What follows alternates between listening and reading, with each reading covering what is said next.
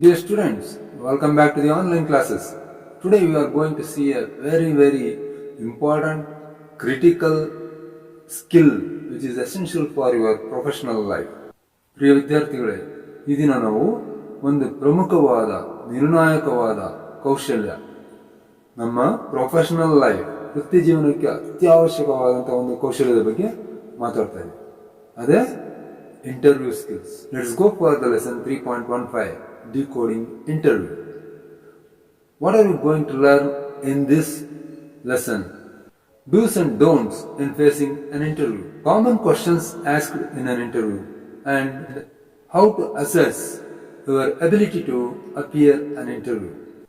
ಪ್ರಿಯ ವಿದ್ಯಾರ್ಥಿಗಳೇ, ಈ ದಿನ ನಾವು ಇಂಟರ್ವ್ಯೂನ ಡಿಕೋಡ್ ಮಾಡೋದು ಅಂದ್ರೆ ಇಂಟರ್ವ್ಯೂ ಬಗ್ಗೆ ವಿಶದವಾಗಿ ತಿಳ್ಕೊಳ್ತಾ ಇದ್ವಿ.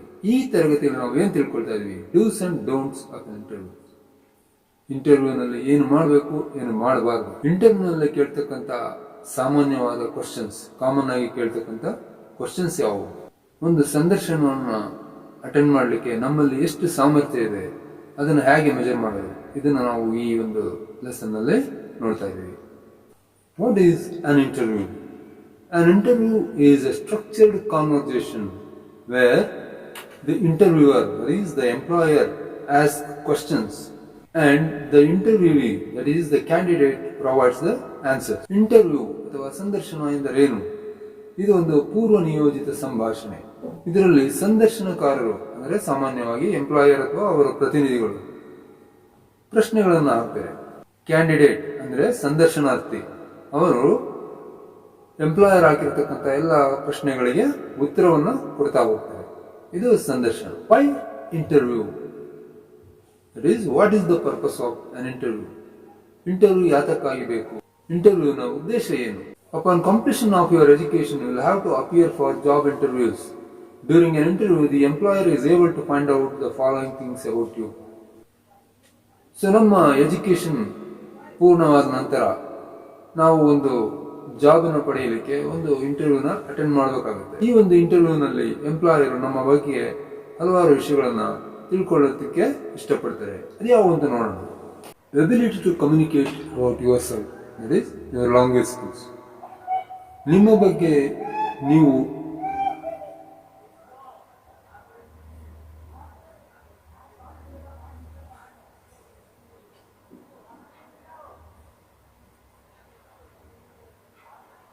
ಬಗ್ಗೆ ನೀವು ವಿವರಿಸಬಲ್ಲ ಸಾಮರ್ಥ್ಯ ಹೊಂದಿದ್ದೀರಾ ಅಂದ್ರೆ ಲ್ಯಾಂಗ್ವೇಜ್ ಸ್ಕಿಲ್ಸ್ ಇದೆ.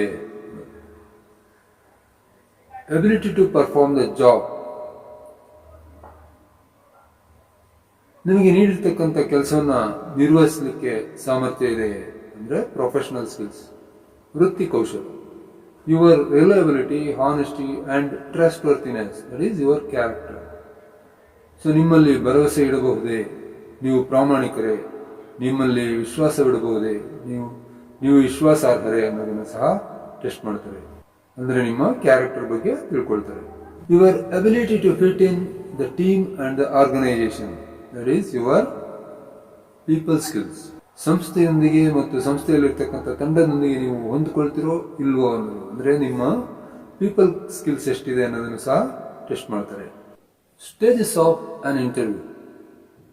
There are 3 stages in an interview: pre-interview, interview and post-interview. ಒಂದು ಸಂದರ್ಶನಕ್ಕೆ 3 ಹಂತಗಳಿವೆ. ಅಂದರೆ ಸಂದರ್ಶನದ ಮೊದಲು, ಸಂದರ್ಶನದ ವೇಳೆ ಮತ್ತು ಸಂದರ್ಶನದ ನಂತರ ಏನು ಮಾಡಬೇಕು. ಸೊ ಒಂದೊಂದಾಗಿ ನೋಡೋಣ. ಪ್ರೀ ಇಂಟರ್ವ್ಯೂ, ಸಂದರ್ಶನಕ್ಕೆ ಮುಂಚಿತವಾಗಿ ನಾವೇನು ಮಾಡಬೇಕು? Apply for the right job. ನೋಡಿ, ಒಂದು ಇಂಟರ್ವ್ಯೂ ಬೇಕಂದ್ರೆ ನಾವು ಒಂದು ಕೆಲಸಕ್ಕೆ ಅಪ್ಲೈ ಮಾಡಿರ್ಬೇಕು. ಸೊ ಅದು ಮೊದಲನೇ ರಿಕ್ವೈರ್ಮೆಂಟ್. ಅಪ್ಲಿಕೇಶನ್ ಆಗದೆ ನಿಮಗೆ ಇಂಟರ್ವ್ಯೂ ಬರಲಿಕ್ಕೆ ಸಾಧ್ಯನೇ ಇಲ್ಲ. So you have to apply for a right job. ಸರಿಯಾದ ಕೆಲಸವನ್ನು ಹುಡುಕಿ ನಾವು ಅಪ್ಲಿಕೇಶನ್ ಹಾಕಬೇಕು. Check the required qualifications.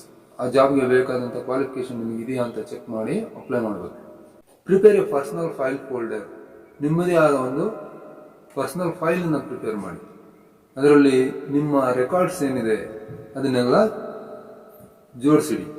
Prepare a personal file folder with your resume, identity cards, mark sheets and other testimonials. ಆ ಫೈಲ್ನಲ್ಲಿ ನಿಮ್ಮ resume, identity cards, marks cards, ಇನ್ಯಾವುದ್ರು certificate, ಬೇರೆ ಯಾವುದೇ ಅಡಿಷನಲ್ ಸರ್ಟಿಫಿಕೇಟ್ ಇದ್ರೆ, ಫಾರ್ ಎಕ್ಸಾಂಪಲ್ ITI ಜೊತೆಗೆ ATS ಆಗಿದ್ರೆ, ಅಥವಾ ಎಕ್ಸ್ಟ್ರಾ ಕರಿಕ್ಯುಲರ್ ಆಕ್ಟಿವಿಟೀಸ್ ಅಲ್ಲಿ NCC ಅಥವಾ ಸೇವಾದಳ ಅಥವಾ ಇನ್ಯಾವುದೇ ಸ್ಪೋರ್ಟ್ಸ್ ಸರ್ಟಿಫಿಕೇಟ್ ಇತ್ಯಾದಿಗಳಿದ್ದಲ್ಲಿ ಅವನ್ನೆಲ್ಲ ಪೂರ್ಣವಾಗಿ ಜೋಡಿಸಿಟ್ಕೊಳ್ಬೇಕು. ಇದು ಮೊದಲನೇ ಕೆಲಸ. Reach 15 to 20 minutes early before the scheduled time.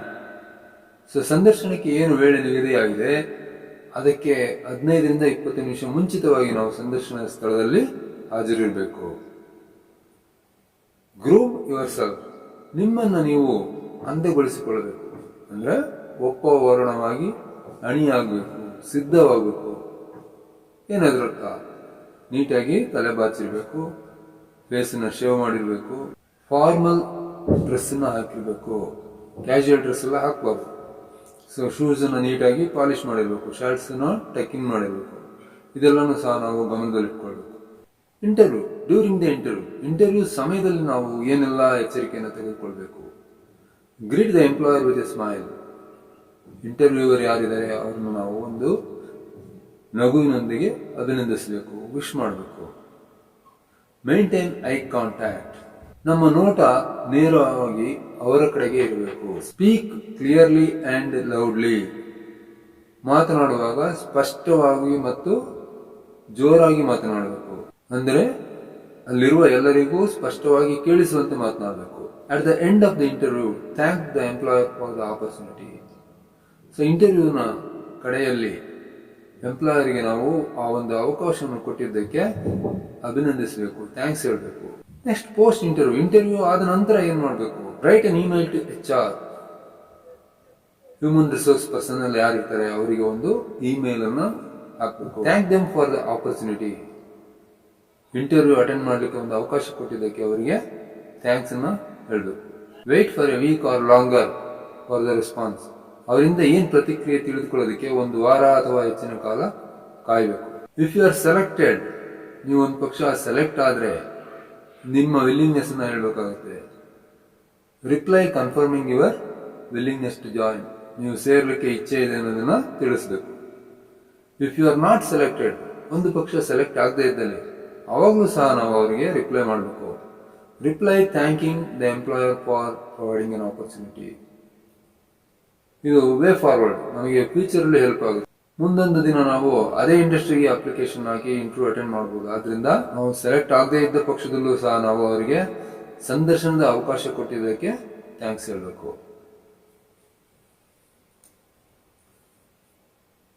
Now let us see the common question asked in an interview. ಸಂದರ್ಶನದಲ್ಲಿ ಸಾಮಾನ್ಯವಾಗಿ ಕೇಳ್ತಕ್ಕಂಥ ಪ್ರಶ್ನೆಗಳು ಯಾವುವು ನೋಡೋಣ. Tell me about your self. So ಈ ಪ್ರಶ್ನೆ ಬಹಳ ಪ್ರಮುಖವಾದದ್ದು. ಯಾಕಂದ್ರೆ ಎಂಪ್ಲಾಯರ್ಗೆ ನಿಮ್ಮ ಬಗ್ಗೆ ಏನೂ ಗೊತ್ತಿರೋದಿಲ್ಲ. Employer doesn't know anything about you. He wants you to tell everything about you. He wants to know what you are and what you can contribute to the organization. ನೀವೇನು, ನಿಮ್ಮ ಎಬಿಲಿಟಿ ಏನು, ನೀವು ಆ ಸಂಸ್ಥೆಗೆ ಏನು ಕೊಡುಗೆಯನ್ನು ಕೊಡಬಲ್ಲರಿ ಅನ್ನೋದನ್ನು ಅವನು ತಿಳ್ಕೊಳ್ಳೋದಕ್ಕೆ ಇಷ್ಟಪಡ್ತಾರೆ. ಆದ್ರಿಂದ ನಿಮ್ಮ ಬಗ್ಗೆ ನೀವು ಮಾತಾಡಲಿಕ್ಕೆ ಕಲಿಬೇಕು. ಈ ಪ್ರಶ್ನೆಯನ್ನು ನೀವು ವರ್ಕ್ ಬುಕ್ ಅಲ್ಲಿ ಆನ್ಸರ್ ಮಾಡಬೇಕು. ಒಂದು ಮಾದರಿ ಉತ್ತರವನ್ನು ಈಗಲೇ ರೆಡಿ ಮಾಡಿ ಬರೆದಿಟ್ಕೊಂಡ್ರೆ ಇನ್ನೂ ಒಳ್ಳೆಯದು.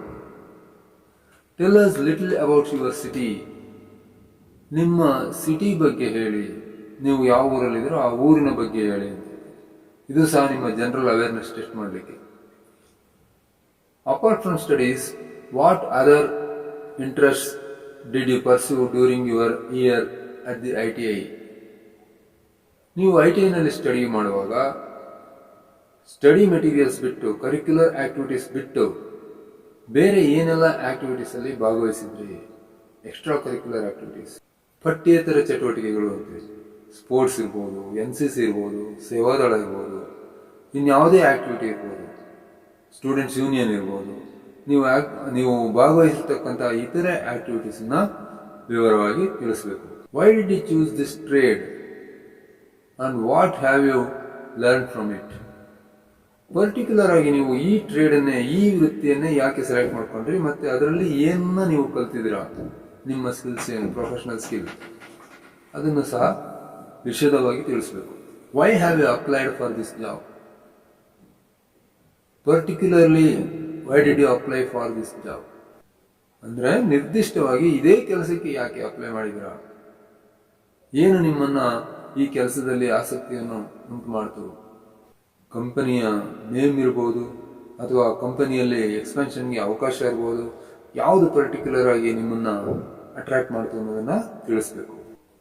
ಇಲ್ಲಿ ಒಂದು ಆಕ್ಟಿವಿಟಿ ಇದೆ.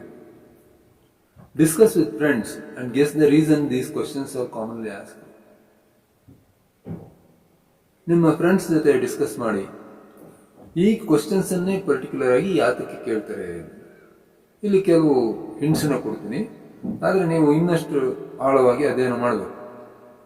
ನೋಡಿ, tell us about your self, ನಿಮ್ಮ ಬಗ್ಗೆ ವಿವರಿಸಿ ಅಂತ ಕೇಳ್ತಾರೆ. ಈ ಕ್ವಶನ್ ಕೇಳೋದ್ರ ಉದ್ದೇಶ ಏನು? Communication skill.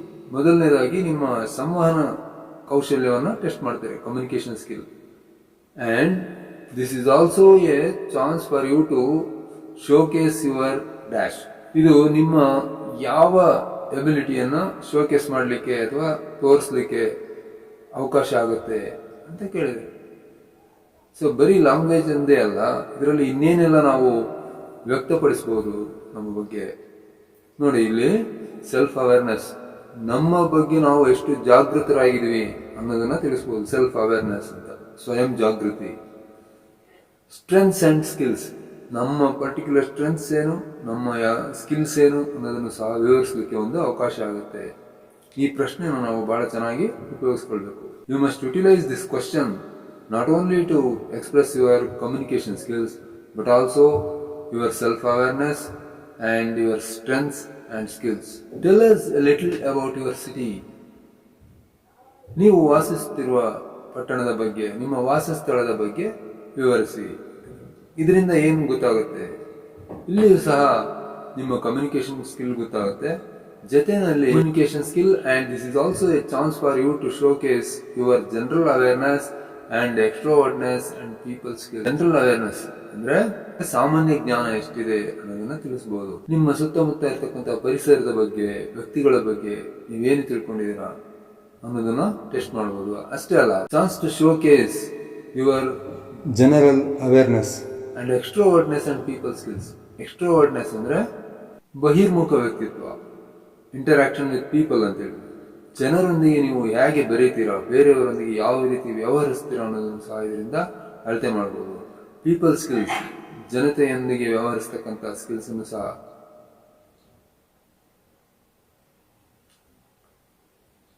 ವ್ಯಕ್ತಿಗಳೊಂದಿಗೆ ನೀವು ಯಾವ ರೀತಿ ಬೆರೀತೀರಾ, ಯಾವ ರೀತಿ ವ್ಯವಹರಿಸ್ತೀರಾ ಅನ್ನುವ ಸ್ಕಿಲ್ ಅನ್ನು ಸಹ ಇದರಿಂದ ತಿಳ್ಕೊಳ್ಬಹುದು. Apart from studies, what other interests did you pursue during your studies in the ITI? ITI study ಮಾಡುವಾಗ ಸ್ಟಡಿ ಮೆಟೀರಿಯಲ್ಸ್ ಅಲ್ಲದೆ ಬೇರೆ ಯಾವ ಚಟುವಟಿಕೆಯಲ್ಲಿ ನೀವು ಭಾಗವಹಿಸಿದ್ರಿ? ಇದರಿಂದ ಏನ್ ತಿಳ್ಕೊಳ್ಬಹುದು? Your interest, leadership qualities and well being. So physical as well as mental well being. ಈ ಪ್ರಶ್ನೆಗೆ ನಾವು ಉತ್ತರಿಸುವಾಗ ಏನೆಲ್ಲ ತಿಳಿಸಬಹುದು? ಮೊದಲನೇದಾಗಿ ನಮ್ಮ ಲೀಡರ್ಶಿಪ್ ಎಬಿಲಿಟಿ. ನಾವು ಯಾವುದಾದ್ರೂ ಟೀಮ್ನ ಲೀಡರ್ಶಿಪ್ ವಹಿಸಿದ್ರೆ ಅದರ ಲೀಡರ್ಶಿಪ್ ಎಬಿಲಿಟಿಯನ್ನು ತಿಳಿಸಬಹುದು. ಅಷ್ಟೇ ಅಲ್ಲ, ಆರೋಗ್ಯಕರವಾದಂತಹ ಹಾಬೀಸ್ ಇರ್ಬೋದು, ಆಕ್ಟಿವಿಟೀಸ್ ಇರ್ಬೋದು, ಅದನ್ನು ಸಹ ನಾವು ತಿಳಿಸಬಹುದು. ಇದನ್ನೆಲ್ಲ ತಿಳಿಸೋದ್ರಿಂದ ನೀವು ಫಿಸಿಕಲಿ ಎಷ್ಟು ಫಿಟ್ ಇದ್ದೀರಾ, ಮೆಂಟಲಿ ಎಷ್ಟು ಫಿಟ್ ಇದ್ದೀರಾ, your physical well being and mental well being ಎರಡೂ ಸಹ ಗೊತ್ತಾಗುತ್ತೆ. Both your mental and physical well being are assessed. Why have you applied for this job? ಈ ಪರ್ಟಿಕ್ಯುಲರ್ ಜಾಬ್ಗೆ ಯಾಕೆ ಅಪ್ಲೈ ಮಾಡಿದ್ದೀವಿ? This shows your